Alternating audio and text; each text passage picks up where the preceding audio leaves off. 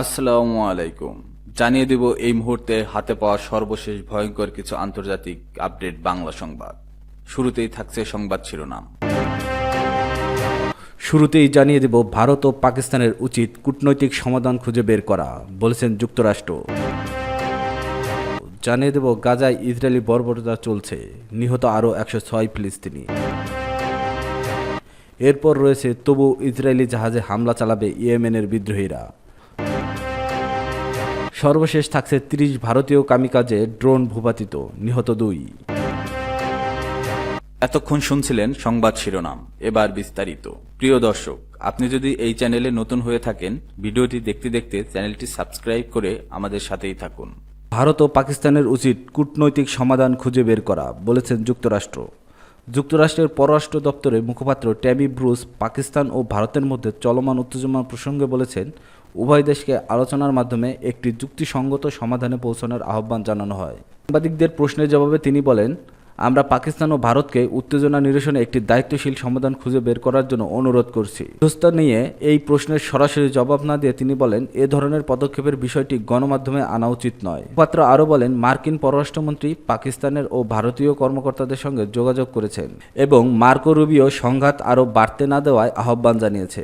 যুক্তরাষ্ট্র গত 2 সপ্তাহ ধরে পাকিস্তান ও ভারতের নেতাদের সঙ্গে যোগাযোগ রেখেছে। মার্কিন পররাষ্ট্র দপ্তরের মুখপাত্র বলেন, পাকিস্তান চায় ভারত পেহেলগাম ঘটনার একটি নিরপেক্ষ তদন্ত করুক। আমরা এ ঘটনার জন্য দায়ী ব্যক্তিদের বিচারের আওতায় আনার প্রত্যাশা করি এবং ব্যাপারে সকল প্রচেষ্টাকে সমর্থন করি, যোগাযোগ করেন ব্রুস। তিনি বলেন, কোনো যুদ্ধ হওয়া উচিত নয়। যুদ্ধ ও সহিংসতা কোনো সমস্যার সমাধান নয়, কূটনীতি সর্বোত্তম সমাধান। গাজায় ইসরায়েলি বর্বরতা চলছেই, নিহত আরও 106 ফিলিস্তিনি। ফিলিস্তিনের অবরুদ্ধ গাজা ভূখণ্ডে ইসরায়েলি হামলায় একদিনে কমপক্ষে আরও 106 জন ফিলিস্তিনি নিহত হয়েছেন। আহত হয়েছেন আরও প্রায় 4 শতাধিক। এতে করে অবরুদ্ধ এই উপত্যকাটিতে নিহতের মোট সংখ্যা প্রায় 52,800 জনে পৌঁছে গেছে। এছাড়া গত 18 মার্চ গাজায় নতুন করে ইসরায়েলি হামলা শুরু করার পর থেকে 2650 জনের বেশি ফিলিস্তিনি নিহত হয়েছেন। বৃহস্পতিবার 8 মে এক প্রতিবেদনে এই তথ্য জানিয়েছে বার্তা সংস্থা আনাদোলু। বার্তা সংস্থাটি বলেছে, গাজা উপত্যকায় গত 24 ঘন্টায় ইসরায়েলি হামলায় কমপক্ষে আরও 106 জন ফিলিস্তিনি নিহত হয়েছেন, যার ফলে 2023 সালের অক্টোবর থেকে ইসরায়েলের গণহত্যামূলক আগ্রাসনের ভূখণ্ডটিতে মোট মৃতের সংখ্যা বেড়ে দাঁড়ায় 52,760 জনে পৌঁছেছে বলে বৃহস্পতিবার গাজার স্বাস্থ্য মন্ত্রণালয় জানিয়েছে।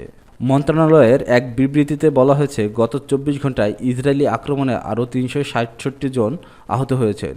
এর ফলে সংঘাতের শুরু থেকে আহতের সংখ্যা বেড়ে দাঁড়ায় 1,19,264 জনে পৌঁছেছে। অনেক মানুষ এখনও ধ্বংসস্তূপের নিচে এবং রাস্তায় পড়ে থাকলেও উদ্ধারকারীরা তাদের কাছে পৌঁছাতে পারেননি। দীর্ঘ 15 মাস সামরিক অভিযানের পর যুক্তরাষ্ট্র ও আন্তর্জাতিক সম্প্রদায়ের চাপে গত 19 জানুয়ারি গাজায় যুদ্ধবিরতির সম্মত হয় ইসরায়েল। তারপর প্রায় 2 মাস গাজায় কম বেশি শান্তি বজায় ছিল, কিন্তু গাজা থেকে সেনা প্রত্যাহারের প্রশ্নে হামাসের মতানৈক্য কেন্দ্র করে মার্চ মাসের গত সপ্তাহ থেকে ফের গাজায় বিমান হামলা শুরু করে ইসরায়েল। তথ্য মন্ত্রণালয়ের তথ্য অনুসারে গত 18 মার্চ থেকে গাজায় নতুন করে শুরু হওয়া ইসরায়েলি বিমান হামলায় এখনও পর্যন্ত 2,650 জনেরও বেশি ফিলিস্তিনি নিহত এবং আরও 7,200 জনেরও বেশি আহত। ইসরায়েলের বর্বর এই হামলা চলিত বছরের জানুয়ারিতে কার্যকর হওয়া যুদ্ধবিরতির চুক্তি ভেঙে দিয়েছে। জাতিসংঘের মতে, ইসরায়েলের বর্বর আক্রমণের কারণে গাজায় প্রায় 85% ফিলিস্তিনি বাস্তুচ্যুত হয়েছিলেন। এছাড়াও অবরুদ্ধ এই ভূখণ্ডের অধিকাংশ অবকাঠামো ক্ষতিগ্রস্ত বা ধ্বংস হয়ে গেছে।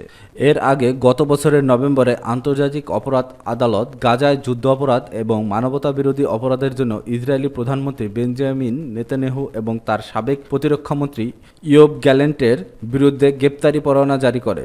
অবরুদ্ধ এই ভূখণ্ডে আগ্রাসনের জন্য আন্তর্জাতিক বিচার আদালতে গণহত্যার মামলায় মুখোমুখি হয়েছে ইসরায়েল। তবুও ইসরায়েলি জাহাজে হামলা চালাবে ইয়েমেনের বিদ্রোহীরা। যুক্তরাষ্ট্রের সঙ্গে যুদ্ধবিরতি চুক্তি হলেও ইসরায়েলি জাহাজে হামলা চালানোর অব্যাহত রাখবে ইয়েমেনের হুতি বিদ্রোহীরা। হুতি রাজনৈতিক ব্যুরোর সদস্য আব্দুল মালিক আলেজরি জানিয়েছে, এই সমঝোতা কেবল মার্কিন ও অন্যান্য দেশের জাহাজের জন্য প্রযোজ্য, ইসরায়েলের জন্য নয়। 2023 সালে গাজা যুদ্ধ শুরুর পর থেকেই লোহিত সাগর ও এডেন উপসাগরে ইসরায়েল সম্পৃক্ত জাহাজগুলোর উপর হামলা চালিয়ে আসছে হুতিরা। পরে যুক্তরাষ্ট্র ও যুক্তরাজ্যের পাল্টা হামলার জেরে তারা পশ্চিমা জাহাজগুলোকে লক্ষ্যবস্তুতে পরিণত করে। তবে সদ্য সমাপ্ত চুক্তিতে হুতিরা জানিয়েছে, এখন থেকে তারা শুধুমাত্র ইসরায়েলি জাহাজের উপর হামলা চালাবে। সম্প্রতি রামন বিমানবন্দর ও তেল আবিবের ড্রোন হামলা চালিয়েছে হুতিরা। এর জবাবে ইসরায়েলি হামলায় সানা বিমানবন্দর কার্যরত অকার্যকর হয়ে পড়ে। এতে টার্মিনাল ভবন ধ্বংস হয় এবং প্রায় $50 কোটি ক্ষতি হয় বলে জানিয়েছে স্থানীয় কর্তৃপক্ষ।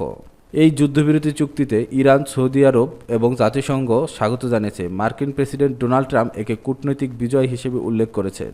তবে হুতিরা বলেছে, ইসরায়েলি আগ্রাসনের জবাবে এবং ফিলিস্তিনিদের প্রতি সহিংসতা জানাতেই তাদের অভিযান চলবে। 30 ভারতীয় কামিকাজে ড্রোন ভূপাতিত, নিহত 2।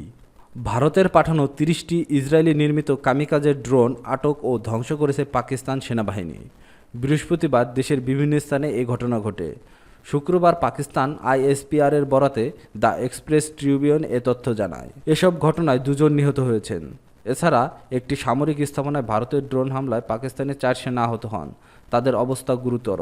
বেসামরিক ও সামরিক স্থাপনাগুলোকে লক্ষ্য করে ভারত এই হামলা চালায়। ইন্টার সার্ভিসেস পাবলিক রিলেশনস জানায়, রাওয়ালপিন্ডি, গুজরাট অ্যাটাক, গুজরানওয়ালা, লাহোর, শেখুপুরা, নানকানা, ঘটকি এবং করাচির মালির জেলাসহ একাধিক শহরে আকাশে এই ড্রোনগুলো শনাক্ত করা হয়। নিরাপত্তা সূত্রে জানায়, পাকিস্তানি সেনারা পান্ডো সেক্টরে ভারতীয় সেনাবাহিনীর অপ্রত্যাশিত গোলাবর্ষণের জবাবে কার্যকরভাবে সাড়া দেয়। নাঙ্গাটাকে ভারতীয় ব্যাটালিয়ন সদর দপ্তর ধ্বংস করে এবং অন্যান্য স্থানে গোলাবর্ষণ করে ব্যাপক ক্ষতি সাধন করে। এ কারণে ভারত হতাশ হয়ে ড্রোন হামলা চালায় বলে মন্তব্য করেন পাকিস্তানি ISPR। পাকিস্তানের বিমান প্রতিরক্ষা ব্যবস্থা আগত ড্রোনগুলোর বিরুদ্ধে অভিযান চালালে বিভিন্ন এলাকায় উচ্চস্বরে বিস্ফোরণের শব্দ শোনা যায়। ISPR এর একজন কর্মকর্তা জানান, দেশে প্রথমবারের মতো ইসরায়েলি এই মানববিহীন আকাশযান হেরন MK2 ধ্বংস করা হয়েছে, যা 35,000 ফুট উচ্চতায় উঠতে পারে। ভারতে এটি হ্যারোপ ড্রোন নামে পরিচিত। ড্রোনগুলো ইসরায়েলি কারখানায় তৈরি, তবে এর ইঞ্জিনগুলো ব্রিটেনের UV ইঞ্জিন লিমিটেড দ্বারা নির্মিত। পাকিস্তান ISPR এর মতে, কাপুরুষোচিত হামলাগুলো নয়াদিল্লির আতঙ্ক ও কৌশলগত বিশৃঙ্খলার প্রতিফলন। এর মাধ্যমে বোঝা যায়, ভারতীয় বাহিনী LOCতে উল্লেখযোগ্য ক্ষতির সম্মুখীন হয়েছে। ক্ষতিগ্রস্ত এলাকাগুলো থেকে ড্রোনের ধ্বংসাবশেষ সংগ্রহ করা হয়েছে, সেগুলো পরীক্ষা নিরীক্ষার কাজ চলছে। ISPR আরও জানায়, পাকিস্তানি সেনাবাহিনী শক্তিশালী ও পরিকল্পিত জবাব দিচ্ছে, শত্রুপক্ষের সকল পরিকল্পনা বানচাল করে দিচ্ছে।